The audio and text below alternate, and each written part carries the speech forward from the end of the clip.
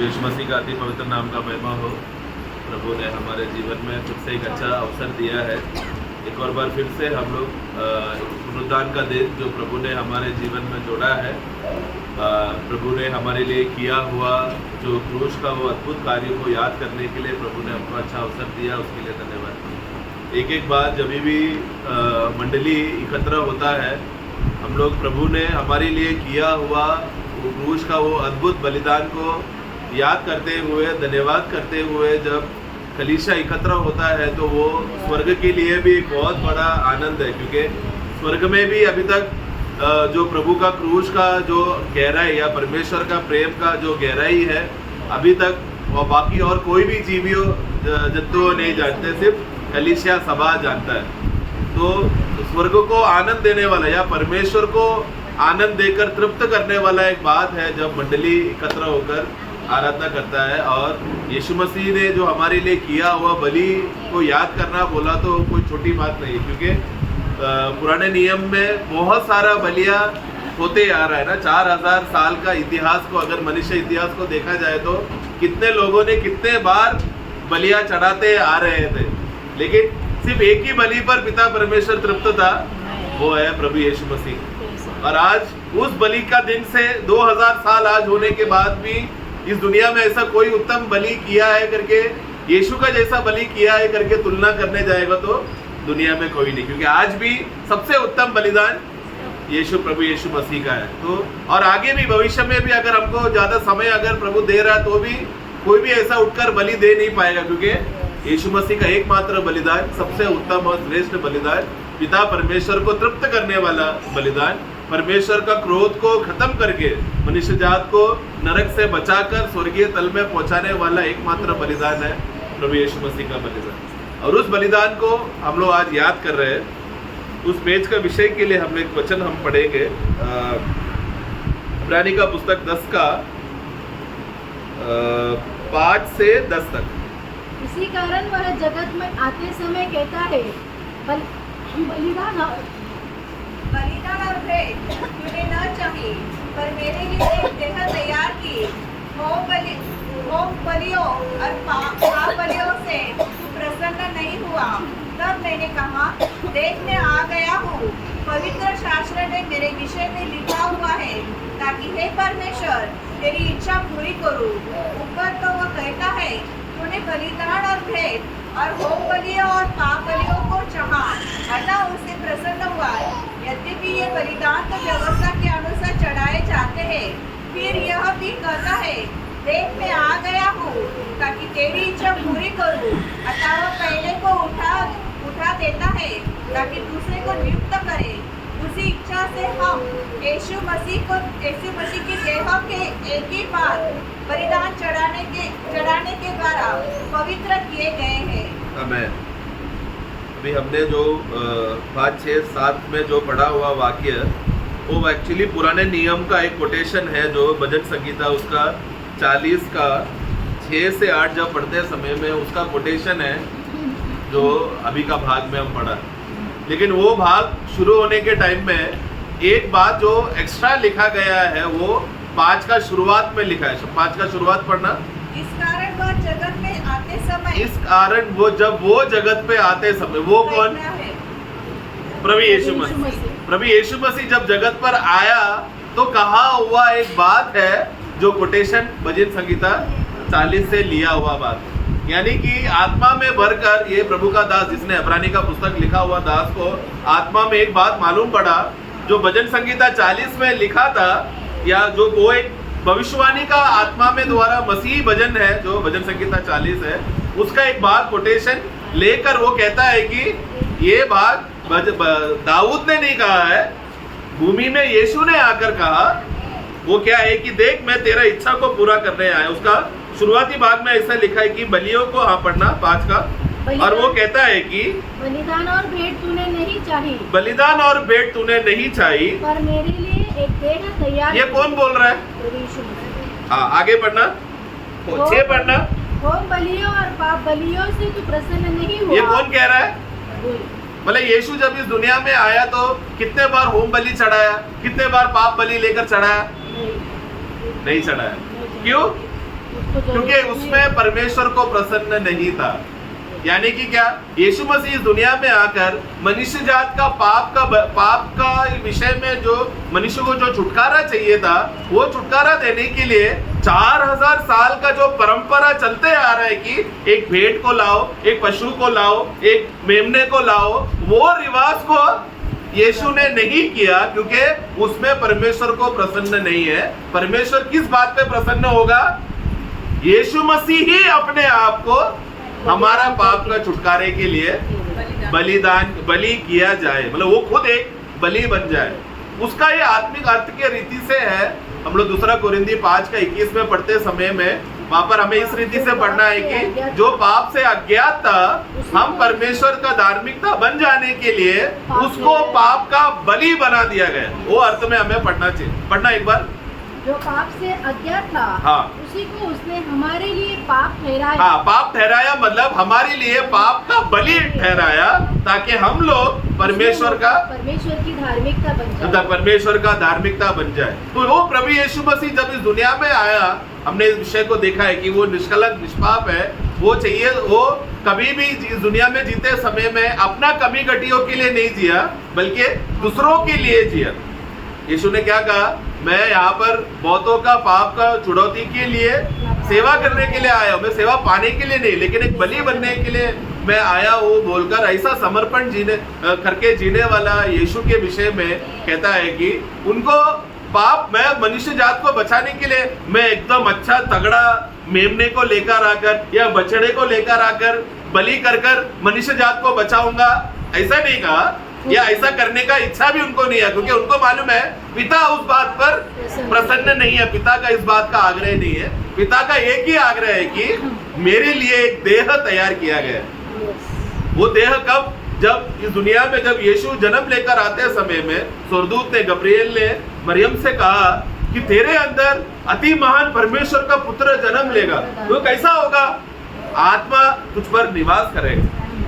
पवित्र आत्मा जब तुझ पर आएगा तब तू गर्भवती होगा। मतलब वो गर्भवती में क्या, वो बीज जो आया, जब वो गर्भवती हो गया तभी क्या हो गया? ये पवित्र देह जो मनुष्य जात के लिए उद्धार का कारण बनने वाला है, वो देह लेकर प्रभु यीशु मसीह आया। हम लोग जन्म लिया करके बोलते हैं, तो भी उसका सही अर्थ ये है कि यीशु एक बलिदान होने के लिए पवित्र देह लेकर आया। किसके लिए आया? मुझ जैसे पापी और दोषी जो परमेश्वर के लिए कुछ भी उपयोगी नहीं है। हम लोग, हमारा हर एक जीवन, हमारे एक एक श्वास परमेश्वर के खिलाफ है, परमेश्वर के विरुद्ध है। उत्पत्ति का पुस्तक 6:5 में हम क्या पढ़ते हैं? मनुष्य का विषय और आग्रह हमेशा बुरा ही है। उसका जो भी संकल्प हो, जो भी विषय हो, जो भी आग्रह हो, हमेशा परमेश्वर के खिलाफ विरुद्ध बलवा करने वाला स्वभाव, ऐसा स्वभावी शारीरिक स्वभाव का से पाप से भरा हुआ मनुष्य जात जो नरक जाएगा तो ही सही है करके ठहराया हुआ अवस्था में भी प्रभु ने क्या किया? एक और अवसर मनुष्य जात को दिया। उन्होंने अपने इकलौता पुत्र को इस जगत पर भेजा। उस आत्मिक नजरिया को जब यूहन्ना बपतिस्मा देने वाले ने समझा, तो वो यूहन्ना में कहता है, देखो ये कौन है? ये वो परमेश्वर का मेमना है जो जगत का पाप को उठा ले जाएगा।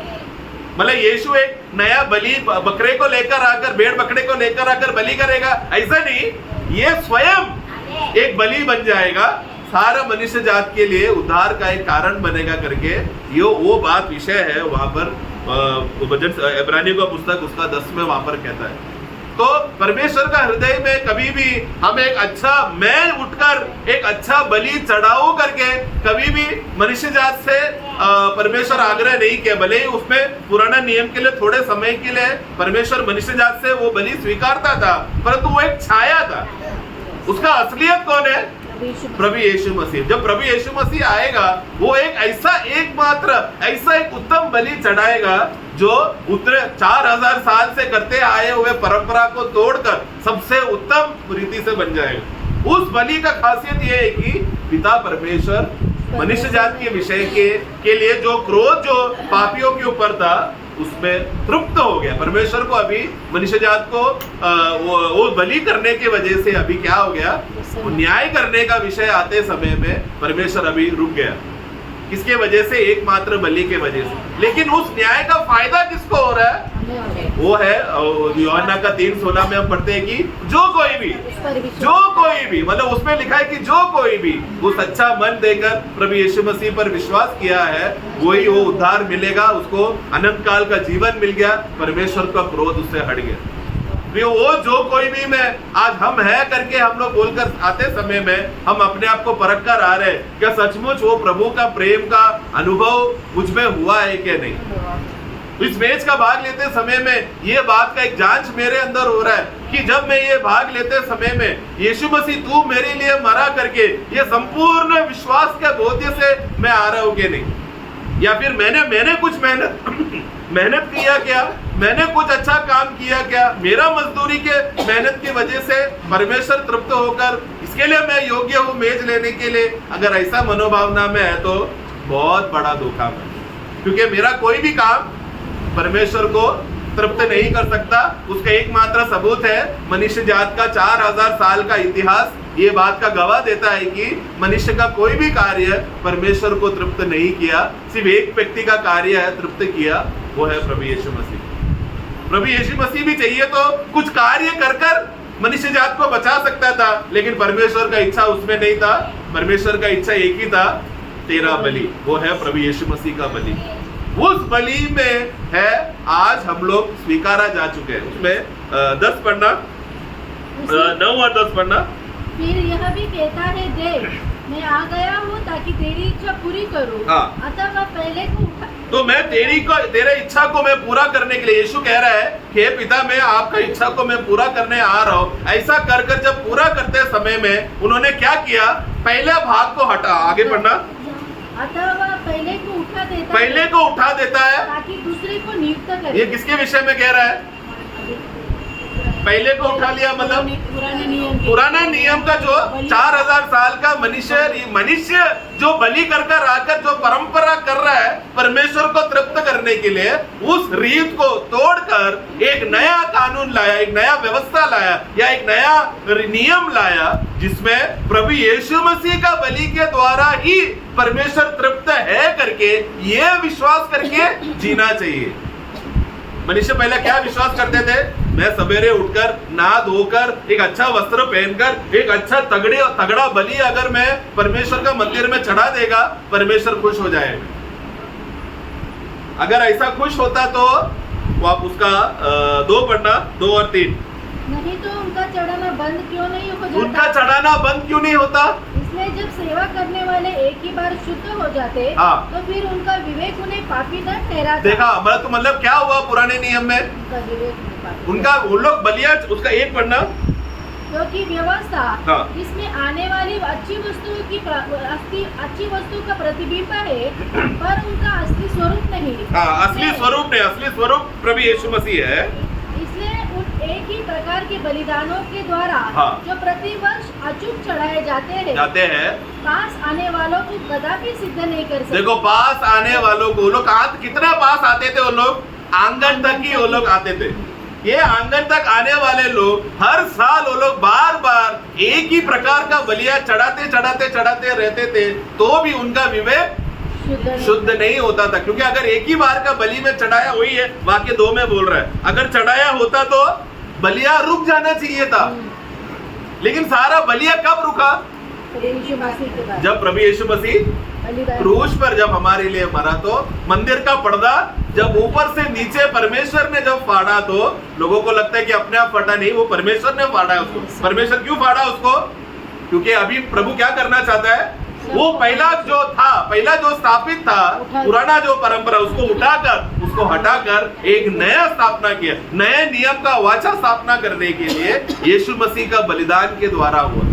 आज हम कौन है? उस नए नियम के वाचा के गवाह है, उसके आत्मा में अनुभव किए हुए लोग हैं। क्योंकि आज हम लोग उस बात को देखकर हम लोग समझ रहे हैं कि अभी हम लोग पहला वाचा के अधीन में नहीं, अभी हम लोग नए नियम के वाचा में, जो दूसरा वाचा जो प्रभु यीशु मसीह ने स्थापना किया, उस वाचा के अधीन में। उस वाचा का खासियत क्या है? अभी हमको कोई बैल बकरियों को लेकर आने की जरूरत नहीं है, हमको परमेश्वर को तृप्त करने की जरूरत नहीं है, मैं कुछ काम करके योग्य हो जाऊंगा मेज का भाग लेने के लिए बोलकर ऐसा मनोभावना करके आने की जरूरत नहीं है। हमारा मनोभावना में बस एक ही बात होना चाहिए, वो ये कि मुझे योग्य खड़ा करने के लिए यीशु मसीह ने बलिदान चढ़ा दिया है।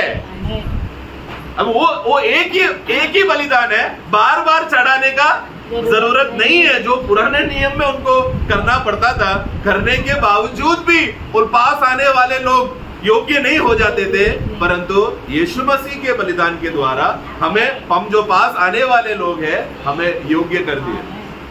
और केवल उतना ही नहीं, उसका 10 से फिर हम लोग 19 से जब पढ़ते समय में हम देखते हैं कि अभी हम लोग केवल पास आ रहे हैं, उतना ही नहीं, अभी हम लोग अंदर भी आ गए। हाँ, पढ़ना 19-20। इसलिए हे भाइयों, हाँ। जब हमें यीशु के लहू के द्वारा नए और जीवित मार्ग से पवित्र स्थान में प्रवेश करने, मतलब अति पवित्र स्थान में प्रवेश करने के लिए हियाव हो गया है। पहला ये हियाव था क्या? नहीं। वो लोग एक ही प्रकार का बलिया बार बार चढ़ाते आते थे, लेकिन सिर्फ पास आ सकते थे, भीतर नहीं जा सकते थे। पास आ सकते थे मतलब बाहर के आंगन तक वो लोग खड़े रह सकते थे, अंदर नहीं जा सकते थे, क्योंकि हियाव नहीं, क्योंकि उनका विवेक का शुद्धिकरण हुआ नहीं। वो लोग रोज अच्छा शुद्धिकरण, अभी फरीसी बोला तो वो लोग तो इतना शुद्ध का कार्य करते थे कि यीशु के ऊपर भी गलती निकालते थे। वो लोग इतना स्वयं धर्मी हो गए ना।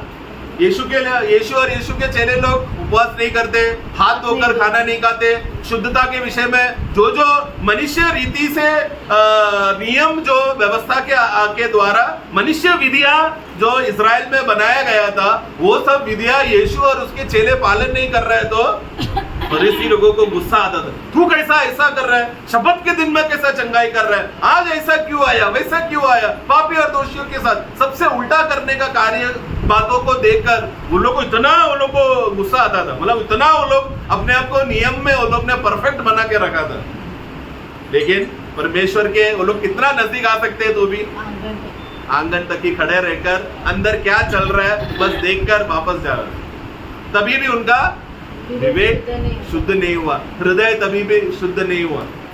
वो लोग बाहर से बातों को शुद्धता वो लोग मेंटेन करने की कोशिश करते थे, संभालने की कोशिश करते थे, लेकिन अंदर तभी भी अशुद्ध। मतलब मत्ती का 23 में लिखा, तुम लोग अंदर में अभी भी शव जैसे हो, तुम लोग एक कब्र के समान हो, मुंह खोला तो जहर ही निकलने वाला, तुम पर हाय करके बोलने वाला अवस्था में प्रभु पहुंच गया।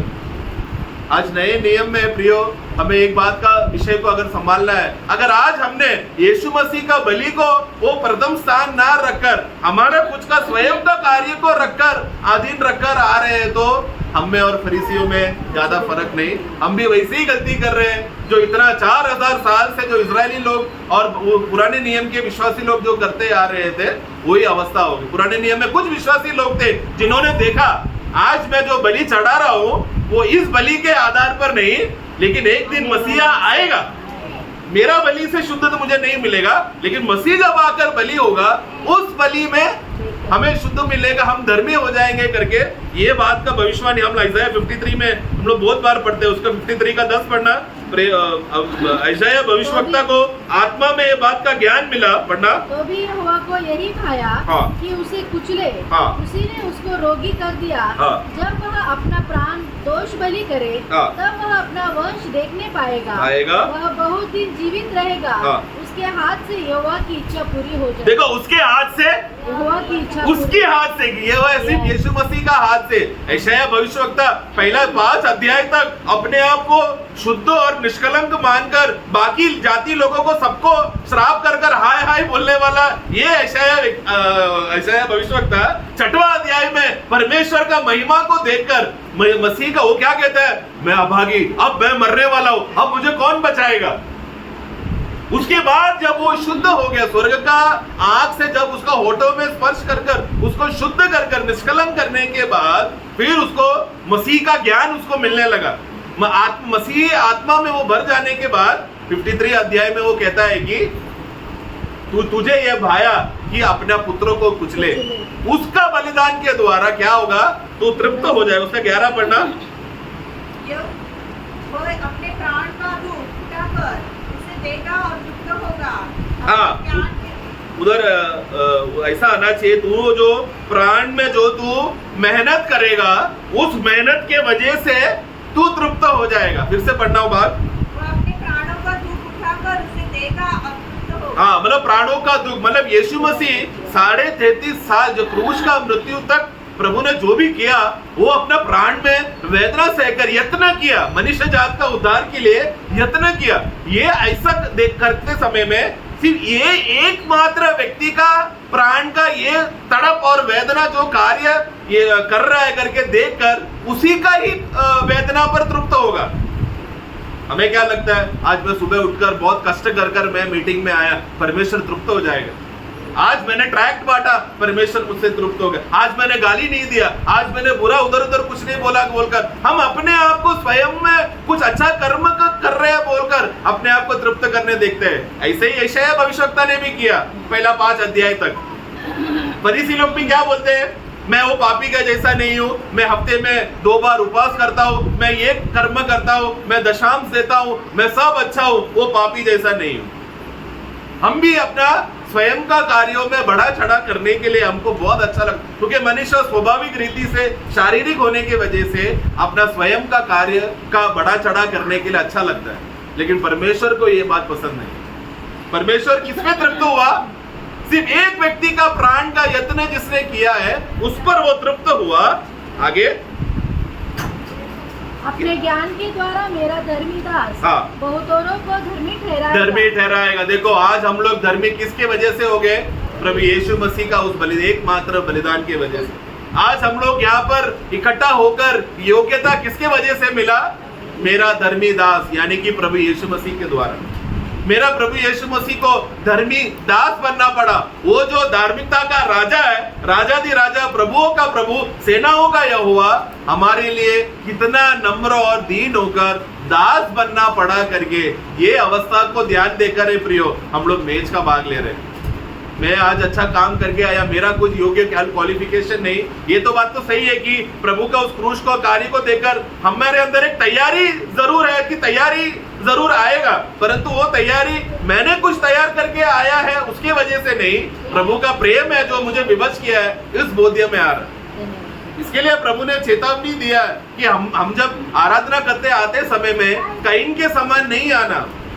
कैन ने क्या किया? उसने वो उठकर बोल रहे कि मैंने खेती बाड़ी कर पसीना बहाकर पहला फल लाया हुआ जो बलि है वो मेरा है, मैंने मेहनत करके लाया हूँ परमेश्वर को तृप्त करने के लिए। लेकिन परमेश्वर वो तो बलिदान करने के बाद भी वो निराशा में था, क्योंकि उसको मंदिर मालूम पड़ा परमेश्वर ऐसा मेहनत करके आने वाले लोगों पर तृप्त नहीं। लेकिन आबेल कैसा था? वो मेमना को आगे रखकर पीछे पीछे आ रहा है। वो क्या देख रहा है? मेरा कोई मेहनत नहीं है, ये मेमना जब बलिदान होगा उसके द्वारा मैं धर्मी ठहराया जाऊंगा। आज हम लोग मेज के सामने आते समय में यही बात को हम देख रहे हैं। मेरा तैयारी नहीं या मेरा कोई मेहनत या कार्य की वजह से नहीं, मेरे लिए एक व्यक्ति का देह तैयार किया गया। मुझे शुद्ध और निष्कलंक गिना जानने के लिए यीशु मसीह को बलि चढ़ाना पड़ा करके ये बात के आधार पर है प्रियो हम लोग मेज का भाग ले रहे हैं। ये बात के आधार पर है आज हम लोग प्रभु की उपस्थिति में है। वापस हम लोग इब्रानियों 10 में हम पढ़ते हैं, उसका 10। उसी इच्छा से हम यीशु मसीह के देह के एक ही बार बलिदान चढ़ाए जाने के द्वारा पवित्र किए गए हैं। कौन सा इच्छा के द्वारा? उसी इच्छा से। हाँ, बट वो कौन सा इच्छा है कि यीशु मसीह का देह क्रूस पर मरकर हमारे लिए बलिदान होकर तो ही हम लोग पवित्र ठहराए गए हैं, है कि नहीं? हम लोग क्यों पवित्र ठहराए गए हैं? यीशु मसीह का देह एकमात्र बलिदान के वजह से, प्रभु यीशु मसीह का एक ही देह का चढ़ावा जाने के वजह से। ये है हमारा ध्यान, ये है हमारा लक्ष्य, हमारा फोकस। हम लोग जब हर दिन जब सुबह उठते समय में आँख खुलते ही पहला बात क्या आना चाहिए? प्रभु आपके बलि के वजह से ये सब मुमकिन हुआ। सोने से पहले क्या सोचकर प्रार्थना कर हमें सोना है? प्रभु आपके वजह से। ये प्रतिदिन हमारा मन का ध्यान यही है। आज मेज को हम देखते समय में क्या हम देख रहे हैं? प्रभु पिता परमेश्वर का इच्छा क्या था कि परमेश्वर को ये भाया पुत्र कुचला जाए। उनका पुत्र कुचलने की वजह से मैं धर्मी ठहराया जा सकूं, क्योंकि उनका बलिदान से क्या हो गया, भूतों को धर्मी ठहराया। क्या उस भूतों में मैं हूं क्या? काइन नहीं है उसमें, आबेल है। क्योंकि काइन ने क्या किया, अपना स्वयं का कार्य को देखा, लेकिन आबेल ने वो बलि को देखा ना। इब्रानियों 11 में ही उसका 4 पढ़ना। विश्वासी से हाबिल ने कैन से उत्तम बलिदान परमेश्वर के लिए चढ़ाया और उसी के द्वारा उसके धर्मी होने की गवाही दी। देखो, उसको धर्मी ठहराने का गवाही क्यों मिला? क्योंकि उसने काइन से भी उत्तम बलि चढ़ाया। आबेल में क्या गुण है? आबेल और काइन में दोनों अच्छा कौन है परमेश्वर के नजर में? आबेल।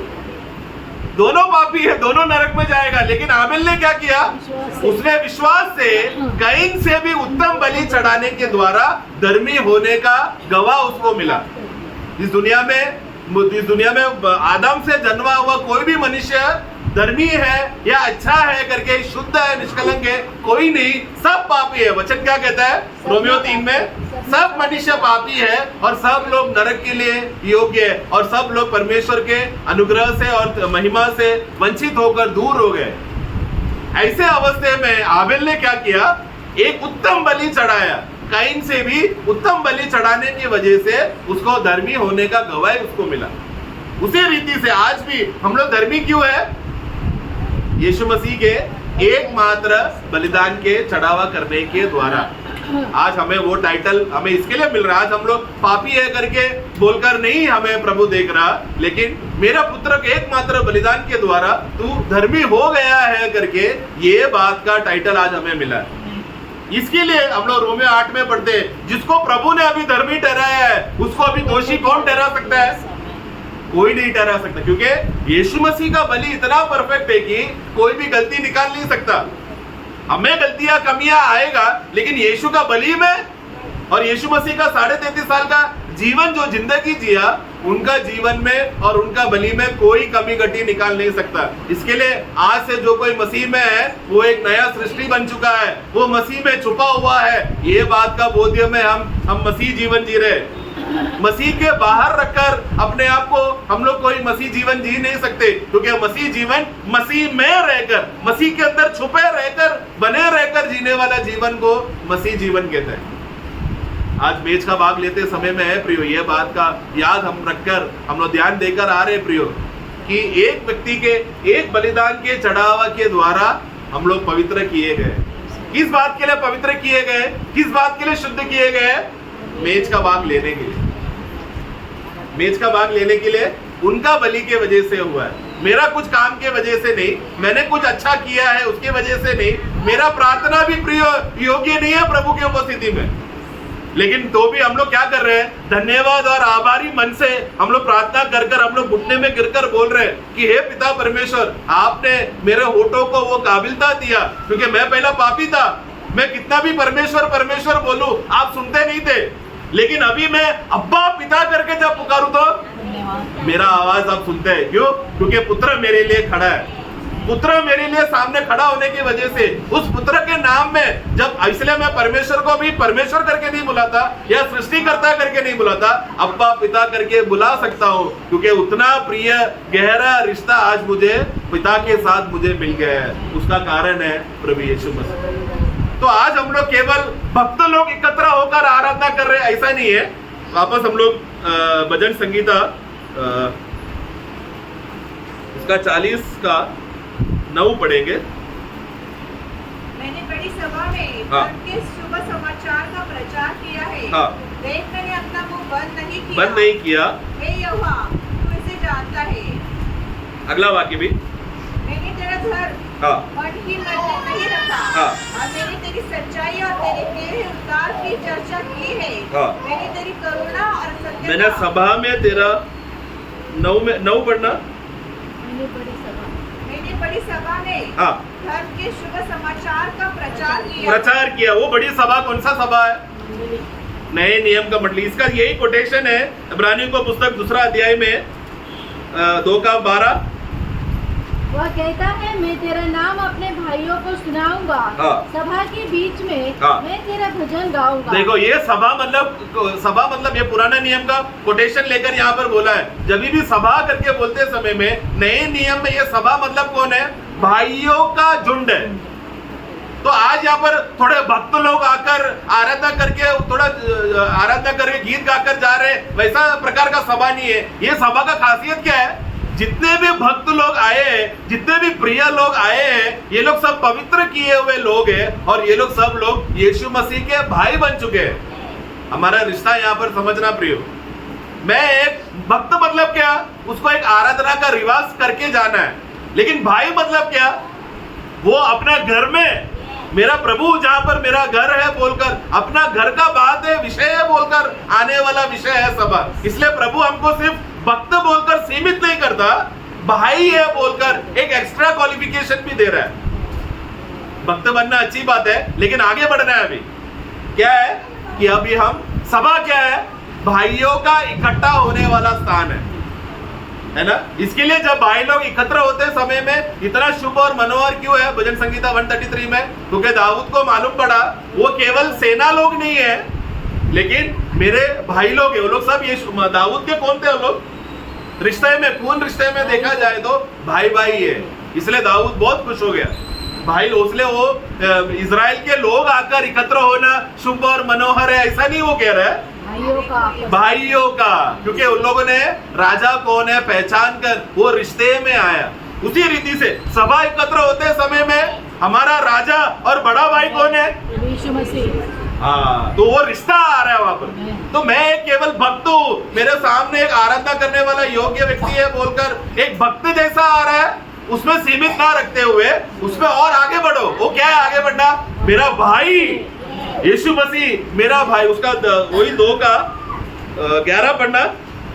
क्योंकि पवित्र करने वाला जब पवित्र किए जाते हैं, हम लोग कैसे पवित्र किए गए हैं वो हमने इब्रानियों 10 में हमने पढ़ा। उनका एकमात्र बलिदान के द्वारा चढ़ाने की वजह से हम लोग सर्वदा के लिए पवित्र हो गए हैं। ऐसे पवित्र किए हुए लोग सभी एक मूल से है, मतलब सबका मूल पिता एक ही है। इस कारण वो उन्हें भाई कहलाने से नहीं लग जाता। प्रियो, आज हमें सभा में एकत्र होते समय में एक दूसरे को देखकर ये मेरा मसीह में भाई है करके बोलने के लिए लज्जा हो रहा है क्या? लज्जा हुआ है तो समझ जाना आपने अभी तक यीशु का सच्चा बलि का अर्थ को आपने समझा नहीं, या प्रभु का क्रूस ने आपको काट कर मसीह का प्रेम ने अभी तक आपको विवश नहीं किया। क्योंकि मेरा आसपास का भाई बहन लोग कौन है? मसीह में जो प्रेम और प्रभु का गहराई का जो क्रूस का वेदना जो प्रभु ने मेरे लिए सहा, वो सेम टू सेम मेरा मसीह दूसरा भाइयों को भी वही क्रूस का वेदना उन लोग के लिए भी प्रभु ने सहा है करके ये बात देखते समय में, इसके लिए सभा में जब मैं आता हूँ तो मैं जिसको भी देखता हूँ, मतलब नया जन्म पाए हुए सब लोग कौन है मसीह में? हम सब मसीह में भाई भाई है। इसके लिए हम लोग को एक दूसरे के साथ कभी कड़वाहट, द्वेष, ईर्ष्या हम लोग रख नहीं सकते, क्योंकि हमारा बड़ा भाई देख रहा है। यीशु मसीह जब हमको देखते समय में डा और ईर्ष्या से देखता है क्या? कोई कड़वाहट से देखता है क्या? नहीं, वो क्या कहता है? ये मेरे एकमात्र बलिदान के द्वारा बहुत लोग जो धर्मी हो गए हैं। मेरे पीढ़ी को यीशु ने क्रूस में देखा कि नहीं? यीशु ने तभी देख लिया प्रियो।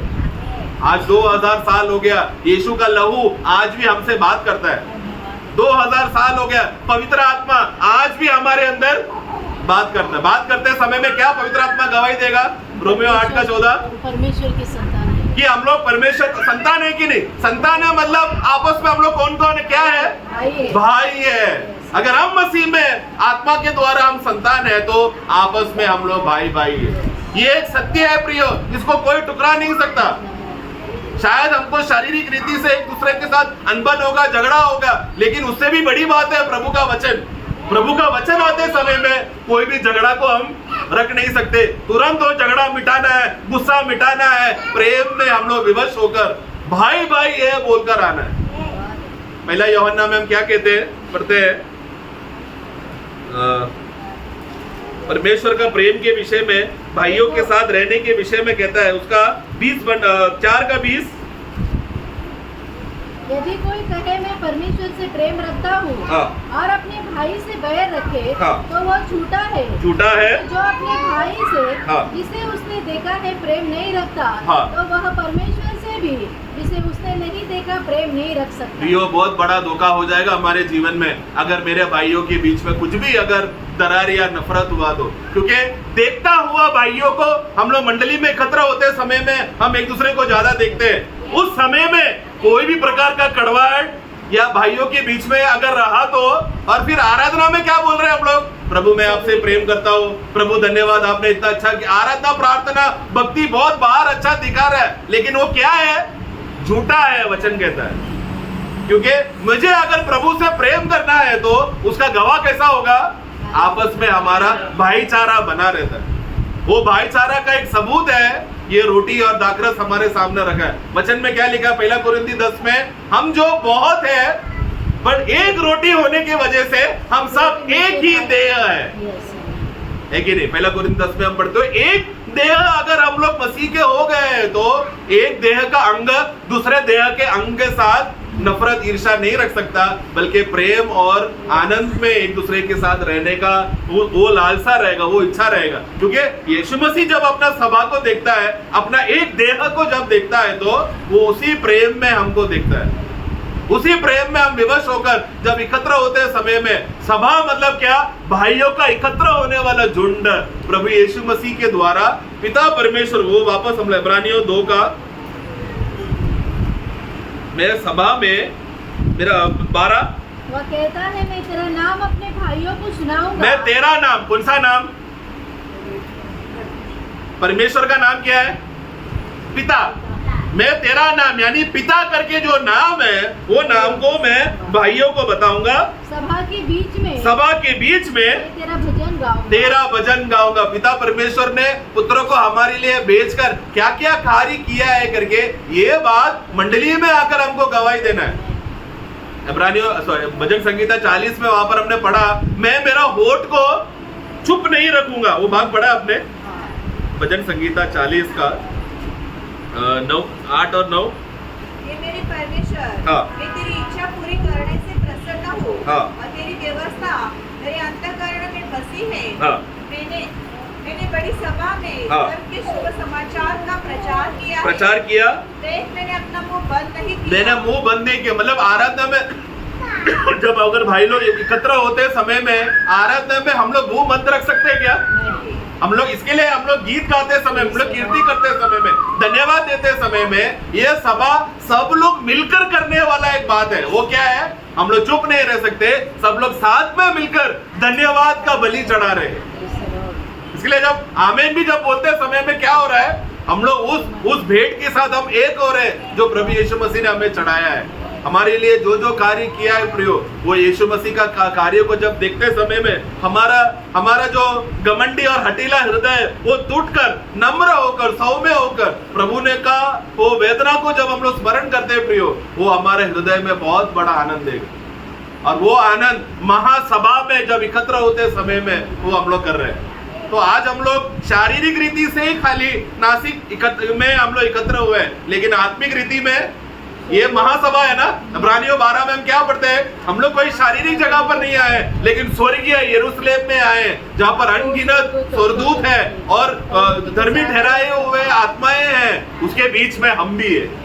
वहां पर पिता है, पुत्र है, पवित्र आत्मा के साथ हम सब। तो ये सब बातों का महासभा का गवाह है हमारे बीच में रहते समय में। ऐसे टाइम में मैं शारीरिक स्वभाव लेकर जब आराधना में आऊंगा तो कितना बड़ा लज्जा की बात होगा ना। करोड़ों लोगों के सामने गवाह होकर हम लोग यहाँ पर बैठते समय में मेरा मन का ध्यान क्या है, मैं किस विषय में मैं ध्यान कर रहा हूँ? क्या मैं मेरे सामने रखा हुआ मेज मेरा केंद्र विषय है क्या, या मेरे स्वयं का मैंने कुछ किया है उस बात का मेरा विषय है क्या?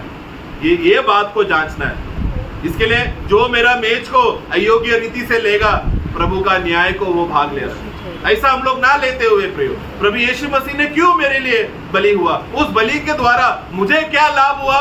मुझे यीशु मसीह जैसा एक बड़ा भाई मिला और सृष्टिकर्ता मेरा पिता बन गया करके, ऐसा बड़ा भाग्य मिला करके देखकर हम लोग समर्पण करते हुए, उस ध्यान करते हुए प्रभु का मेज का हम लोग भाग ले और ध्यान करें प्रियो, सच्चे मन से प्रियो। ये हम लोग कपटी मन ना रखे, अपने आप को धोखा ना देना, क्योंकि प्रभु हमारा हृदय को जांचता है। हम लोग अपना अच्छा तैयारी करके बाहर लोगों को हम लोग मूर्ख बना सकता है, लेकिन परमेश्वर का नजर के सामने कभी भी हम लोग धोखा नहीं देते। इब्रानियों 4:13 सृष्टि की कोई वस्तु उससे छिपी नहीं है, हाँ। वरन जिससे हमें काम है, हाँ। उसकी आंखों के सामने हाँ। सब वस्तुएं खुली और प्रकट है। हाँ, जिसको हमें काम है, मतलब जिसको हमें एक दिन लेखा देना है, उस लेखा लेने वाला परमेश्वर के सामने सब बातें खुली है, उनके सामने सब सृष्टि खुली हुई है। तो प्रियो हम क्या है ले प्रियो, वो ये मेज कोई हल्की बात लेने वाली बात नहीं है, या आराम से या ठंडा मन से लेने वाली बात नहीं है। मेरे लिए प्रभु ने क्यों मेरे लिए दुख उठाया, क्यों मेरे लिए वेदना उठाया करके यीशु का वही दर्द और तड़प हमारे हृदय को छू कर प्रियो, उस प्रेम में विवश होकर हम गिरकर हम लोग धन्यवाद देकर आभारी मन से आओ, हम लोग सब लोग मेज का भाग ले। प्रभु हम सबको सहायता करें।